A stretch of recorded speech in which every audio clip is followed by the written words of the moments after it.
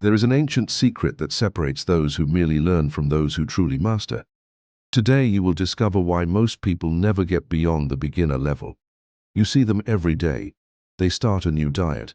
They buy a new course. They download a new productivity app. For 2 weeks they are obsessed. Then they quit. They move on to the next trend. They spend their entire lives searching for a shortcut. And you know what society tells them? Society tells them to work smarter, not harder. Society sells them life hacks, the 21-day transformation, the 30-day boot camp, the secret formula for instant success. This is the biggest lie of the modern generation. It is destroying your potential. Look at your own life. How many times have you tried to change everything at once? How many times have you sought the fastest route, only to end up exactly where you started? You want the results of a master, but you refuse to walk the long, boring road of the apprentice. In ancient Rome, there was a system of mastery so powerful it conquered the known world. It transformed weak men into unbreakable legionaries. It turned mud into roads that have lasted 2,000 years. This system had nothing to do with talent. It had nothing to do with hacks. It had everything to do with understanding the slow, brutal architecture of accumulation. When you understand this Roman system, you stop being the person who starts 1,000 things and finishes none. You become someone who masters anything they touch. But it comes at a high price. It will require you to accept something your ego will hate to hear. Before I show you this complete system, I invite you to subscribe to the channel, like this video, and tell me in the comments below, what is one skill you have tried to learn, but quit because it took too long? Guitar, coding, a language. Make your confession below. I read every single one. Now let us begin. Chapter 1. The Eternal Beginner. The story I'm about to tell you took place in the life of Julian. Julian was 26 years old. He was intelligent, he was driven, but he suffered from a modern disease. He was an eternal beginner. Julian wanted to master software engineering. He wanted the prestige. He wanted the high salary. So, he bought an expensive, fast-track coding boot camp. He watched videos on double speed. He skipped the boring foundational lessons. He downloaded templates. He copy-pasted the work of others. For the first month, he felt like a genius. He built a basic app. He showed his friends.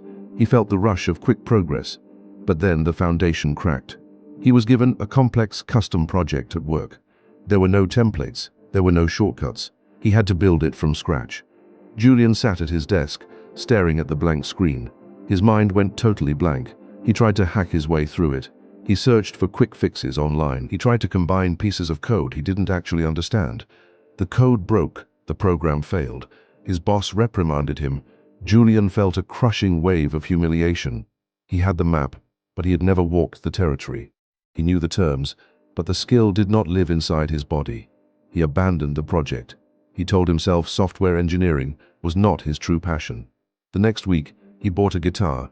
He tried to learn advanced solos on day 1. He skipped the basic scales. His fingers hurt. He sounded terrible. A month later, the guitar sat in the corner of his room, gathering dust. This pattern repeated everywhere.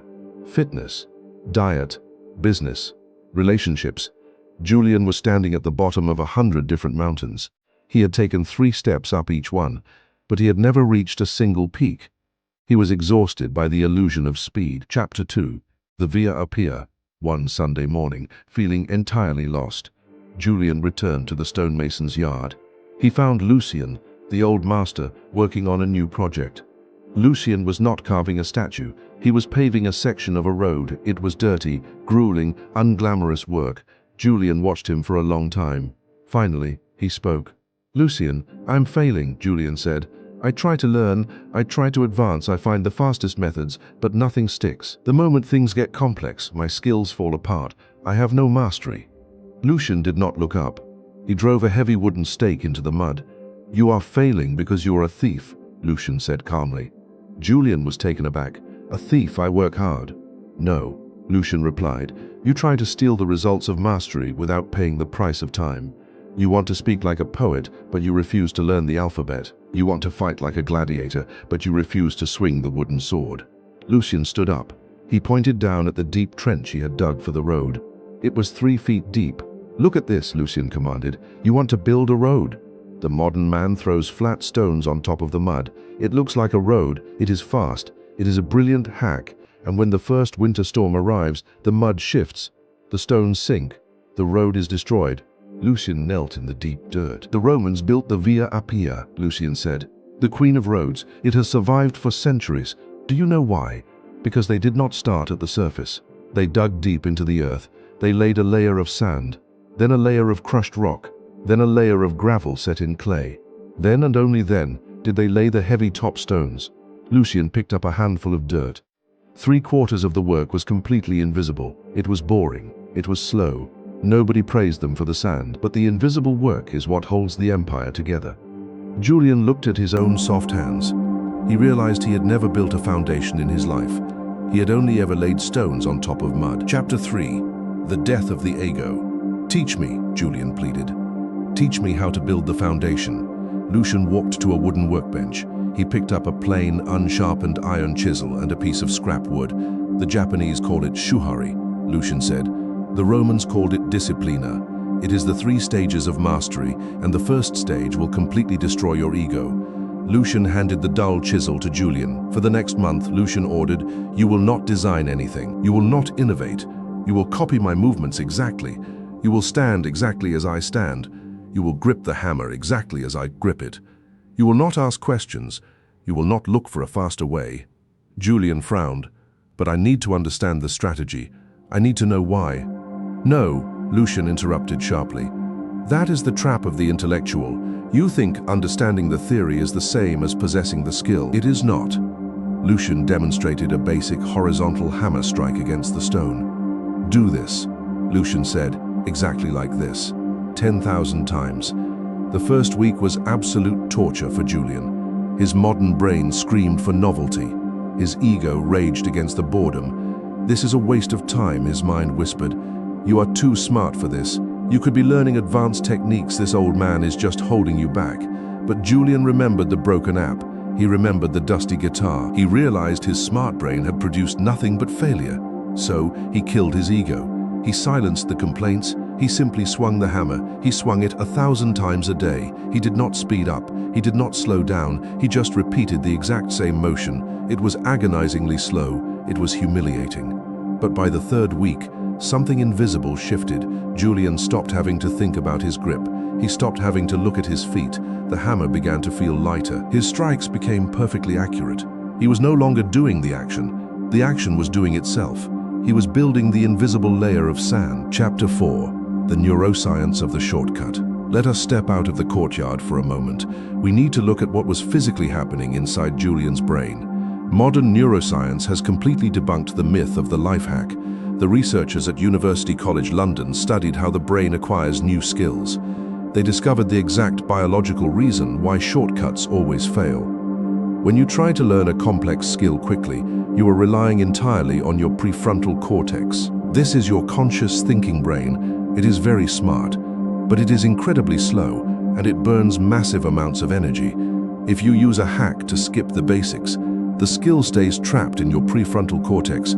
Every time you try to perform under pressure, your brain has to consciously calculate every single move. This causes cognitive overload. You freeze, you panic, you fail. But when you embrace the boring, repetitive discipline of the Roman apprentice, something magical happens. Every time Julian swung the hammer perfectly, an electrical signal fired down a specific neural pathway. As he repeated the motion thousands of times, his brain released a substance called myelin. Myelin is a white fatty tissue that wraps around your neural circuits. It acts like insulation on a copper wire. The more you repeat a basic action, the thicker the myelin gets. As the myelin thickens, the electrical signal travels faster. It travels up to 100 times faster than a normal thought. The skill literally migrates out of your conscious brain. It moves into the cerebellum and the basal ganglia. It becomes automatic. It becomes instinct. It becomes mastery. But here is the brutal truth that modern society hides from you. Myelin cannot be hacked. It cannot be rushed. It cannot be bought in a 30-day course. Myelin only grows through slow, deliberate, obsessive repetition. When you look for a shortcut, you are literally robbing your brain of the biological insulation it needs to make you great. You are choosing to remain weak. Chapter 5. The Principle of the Minimum. After a month of basic strikes, Julian returned to his desk at the engineering firm. He looked at his computer. He did not search for a template. He did not look for a shortcut. He opened a blank file. He began to type the absolute most basic, foundational code. He applied a new rule to his life. The Japanese call it kaizen. The Romans lived by the concept of Assiduitas, constant, unremitting tiny effort. Julian made a vow. He would improve his coding by exactly 1% every day. Nothing more, nothing less. His colleagues laughed at him. They were staying at the office until midnight, drinking energy drinks, trying to build massive projects in a single weekend. They were fueled by manic motivation. Julian left at 5 o'clock every day. But he never missed a single day of practice. When he was tired, he did not quit. He just did less if he felt completely exhausted. He did not skip his study session. He sat down and wrote exactly one line of code. One line. It took him 2 minutes. It seemed ridiculous. It felt too small to matter. But Julian had discovered the greatest secret of human psychology. Consistency is more important than intensity. The human brain is terrified of massive change. When you try to overhaul your entire life in one day, your amygdala triggers a threat response. It paralyzes you. It makes you procrastinate. But your brain does not fear one line of code. Your brain does not fear 5 minutes of reading. By making the task insultingly small, Julian bypassed his own biological resistance. He kept his promise to himself every single day. He was laying one stone at a time. It wasn't glorious, it wasn't cinematic, but it was absolutely unstoppable. Chapter 6. The Flood of Reality. 6 months passed. The real test finally arrived. The firm landed the biggest contract in its history. It was a massive, highly complex infrastructure project. The deadline was brutal. The pressure was immense. The fast-track engineers immediately panicked. They tried to hustle. They worked 18-hour days, but because their foundations were built on mud, their code began to collapse. When a bug appeared, they didn't know how to fix it, because they had never learned the deep mechanics of the system. They were exhausted, they were stressed, they began missing work, they were burning out. Julian was assigned to the most difficult portion of the project. The old Julian would have frozen. He would have searched for a shortcut. He would have quit. The new Julian simply sat at his desk. He breathed. He looked at the problem. He did not feel overwhelmed. He felt the heavy, quiet confidence of the thousands of invisible stones he had laid over the last 6 months. He did not rush. He typed slowly. He typed deliberately. When a problem arose, his brain did not panic. The myelin in his neural pathways took over. The solutions appeared in his mind automatically. He wasn't thinking about the code anymore. He was fluent in it. The project was completed. The system Julian built was flawless. It had 0 bugs. It ran perfectly. The senior directors were stunned. They gathered in the boardroom. They asked Julian how he managed to build such a robust system so quickly without showing any signs of stress. "I did not build it quickly," Julian answered quietly. "I built it slowly over the last 6 months, one line at a time. You are just seeing the top stone. You did not see the trench." Chapter 7. The Breaking of the Circle. That evening, Julian walked back to the stonemason's yard. The sun was setting, casting long, golden shadows across the stone. Lucian was sweeping the dust off the workbench. "I did it," Julian said. "I did not hack the process. I did not rush. I laid the foundation, and it held." Lucian stopped sweeping. He looked at Julian. He saw the change. It was not just in Julian's words. It was in his posture. It was in his eyes. The frantic, anxious energy of the gifted kid was gone. In its place was the terrifying calm of the master. "You have passed the first stage," Lucian said. "You have survived Shuhari. You obeyed the form. Now the form lives inside you." Lucian drew a circle in the dust on the floor with his staff. "This circle represents the rules," Lucian explained. "The beginner must stay inside the circle. If you step outside too early, you become a fraud. You become a man who paints abstract art because he is too lazy to learn human anatomy." Lucian wiped the circle away with his boot. "But you have paid the price," Lucian said. "You have built the myelin, you have laid the sand and the gravel. Now you are free. You no longer need to follow the rules blindly. You understand the principles behind the rules." This is the final stage of mastery. The Romans called it virtus. The Japanese call it ri. It is the moment of transcendence. You stop following techniques, and you become the technique. You no longer need motivation to be disciplined, because discipline has become your identity. Julian realized a profound truth.